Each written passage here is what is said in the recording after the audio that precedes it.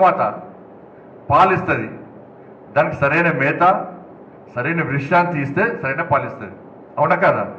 ఎక్కువ పాలు రావాలని ఇంజక్షన్స్ ఇస్తుంది. మధ్య ఇంజక్షన్లు ఇస్తే ఎన్ని రోజులు ఇస్తుంది పాలది? 10 సంవత్సరాలు పాలిచ్చేది 2 సంవత్సరాలు పాలిస్తుంది, 3వ సంవత్సరం పట్టదు. ఈ తాగిన పాలను ఆరోగ్యం అంటే ఉన్న గడ్డి మందు చూడ, గడ్డి మందును బ్యాన్ చేసేది వాళ్ళ. గడ్డి మందు ఒక్క డ్రాప్ నోట్లు వేసుకుంటే దానికి ట్రీట్మెంట్ లేదు. మరి ఆ గడ్డి మందును మనం వ్యవసాయం వాడుతున్నాం, మనం ఆ గడ్డి మందును వ్యవసాయం వాడుతున్నాము అంటే గిన్ని లక్షల గిన్ని కోట్ల మందికి ఆరోగ్యానికి ఖరాబ్ అవుతుందా లేదా మనం అర్థం చేసుకోండి. వాళ్ళు మనకి గడ్డి మందు గురించి ఆలోచిస్తున్నాం, మనిషి చచ్చిపోతున్న ఆలోచిస్తున్నాం మనం. కానీ అదే గడ్డి మందును వ్యవసాయం వాడుతుంటే ఎన్ని వేల మందికి అనారోగ్యం గురవుతుంది ఇవాళ. ఇట్లాంటి కెమికల్స్ ఎన్ని ఉన్నాయి ఇవాళ. పురుగుల మందదే ఎరువులంతా పరిస్థితి ఇవాళ. కాబట్టి ఇవన్నీ గుర్తించే ప్రోత్సహిస్తలేమంటే ప్రోత్సహిస్తున్నాం మనం. సరే ఒక్కసారి వెంటనే లాభం రాదు కదా. ఇప్పుడు భూమి మొత్తం ఎరువులతో మొత్తం నాశనం అయిపోయింది, మొత్తం ఎరువులతో అయిపోయింది. ఇలా ఒక్క పంట రాకపోవచ్చు, ఇంకో పంట లాభం వస్తుంది, ఇంకో పంట లాభం, ఒక్క పంట నష్టం వస్తుంది, నష్టమైతే రాదు, లాభం రాకపోవచ్చు, ఇంకో పంట నష్టం లాభం వస్తుంది.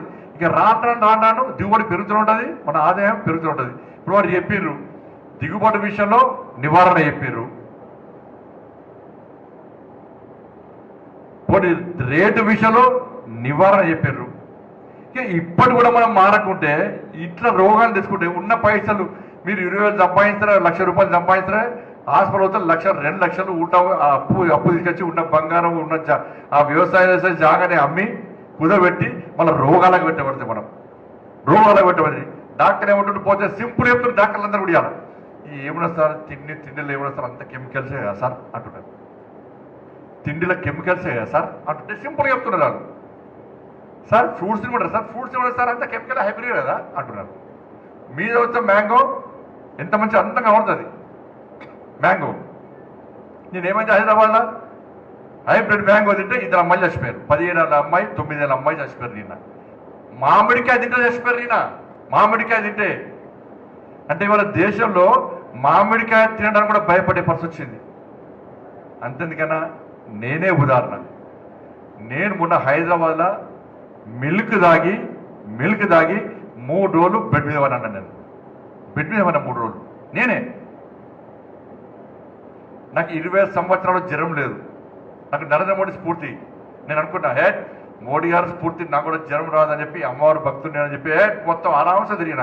లాస్ట్ మొన్న హైదరాబాద్ బయటికి వెళ్ళేస్తే పాలు తాగిన, 3 రోజులు బెడ్ మీద పడినా. 20 సంవత్సరాల జ్వరం లేదు, నాకు దగ్గు లేదు, దమ్ము లేదు, బీపీ లేదు, షుగర్ లేదు, ఏం లేదు. ఇవాళ తప్పెవరు ఇవాళ నాదే. కానీ ఇప్పుడు ఈ పూట గురించి ఆలోచించదు మనం. ఈ పూట ఏం జరుగుతుంది, ఇప్పుడే నాకు పైసలు రావాలి, ఇప్పుడే నాకు కోటీశ్వరం. రైతుల పరిస్థితి కోటీశ్వరాల పరిస్థితి లేదని, ఎందుకంటే ఇప్పుడు ధాన్యమే కొనే పరిస్థితి లేదు ఇవాళ. కాబట్టి సమస్యలు వస్తుంటాయి, ఆ సమస్యలను అధిగమించి భవిష్యత్తు గురించి ఆలోచించారు. రేపు మీ పిల్లలు చిన్నప్పుడు మనవరాలు కాళ్ళు వంకరైతే, చేతులు వంకరైతే, ఈ ఫుడ్ తింటే, వంట తింటే, కెమికల్స్ వాడుతున్నటువంటి ఒక భయం, భద్రత అనేది మనలో పడి ఉండాలి. రోగానికి కారకులం మనమే,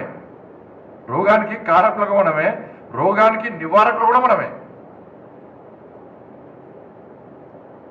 నేచురల్ ఫార్మింగ్ హబ్ పేరుతోని, పరంపరాగత కృషి, జాతీయ కృషి యోజన పేరుతోని ఇట్లాంటి స్కీమ్స్ అన్నిటికీ కేంద్ర ప్రభుత్వం దాదాపు 2,400 కోట్ల రూపాయల బడ్జెట్ కేటాయించింది.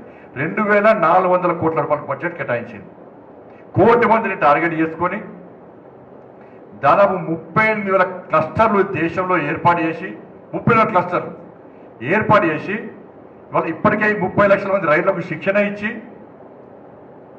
2 ఏళ్ల పాటు ఎకరానికి 4,000 రూపాయల ప్రోత్సాహం ఇస్తున్నది.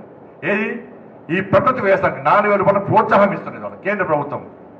2,400 కోట్ల రూపాయల బడ్జెట్ ఇచ్చింది, 1 కోటి మందిని టార్గెట్ చేసుకున్నది, 30 లక్షల మందికి శిక్షణ ఇచ్చింది. దాంతోపాటు ప్రోత్సహించడానికి ఎకరానికి 4,000 రూపాయలు ప్రోత్సాహం ఇచ్చింది కేంద్ర ప్రభుత్వం.